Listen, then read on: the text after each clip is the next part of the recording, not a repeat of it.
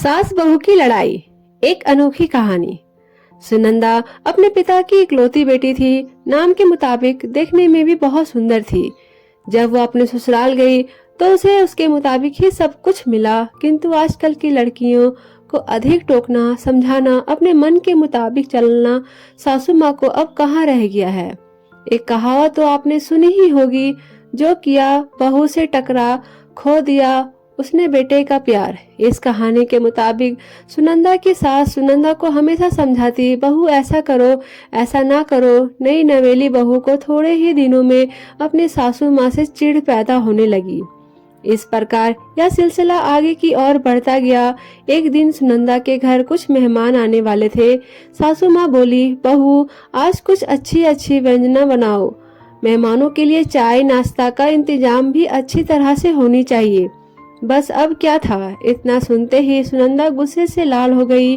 उसने जल भून कर उस दिन तो काम किया, लेकिन उस दिन के बाद सुनंदा ने चाल चलना शुरू किया।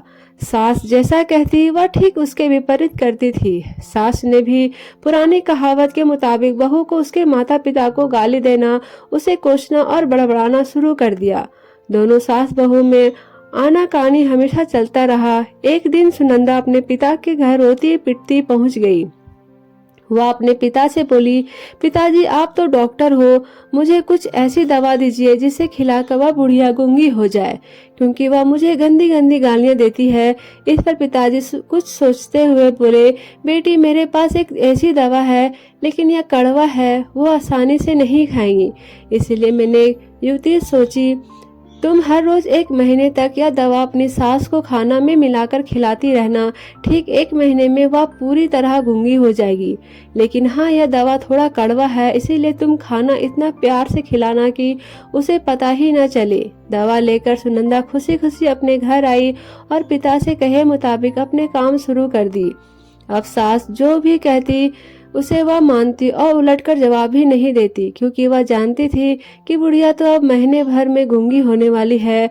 बोल ले जितना बोलना है, उसके बाद वह चैन से रहेगी। अब हर रोज वह प्यार से चुटकी भर दवा खाना में मिलाकर प्यार से माँ जी को देती थी। माँ भी समझती शायद उसके माता पिता ने इसे समझाया बुझाया है, इसलिए यह लड़ना झगड़ना बंद कर दी है। अब माँ जी भी बहू की खूब प्रशंसा किया करती थी और बहू भी प्रशंसा सुनकर प्यारे बातें करती थी। अगर बहू से कुछ गलती भी हो जाती तो इस प्रकार महीना आते आते दोनों सास बहू में इतना प्यारा बढ़ गया कि बहू अब अपनी सास की आवाज खोना नहीं चाहती थी।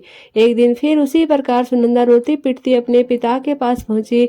पिताजी बोले, अब क्या हुआ? सुनंदा बोली, पिताजी अब क्या होगा, मेरी सास बहुत अच्छी है, मैं उसकी आवाज खोना नहीं चाहती, वह मुझे प्यार से बात करती है। अब मुझे कोई ऐसी दवा दीजिए जो कि मेरी सासू माँ जी को दिया हुआ दवाई का असर काट सके, वह गूंगी ना हो पाए। इस पर पिताजी हंसते हुए बोले, बेटी तुम रोना धोना बंद करो और खुशी से रहो।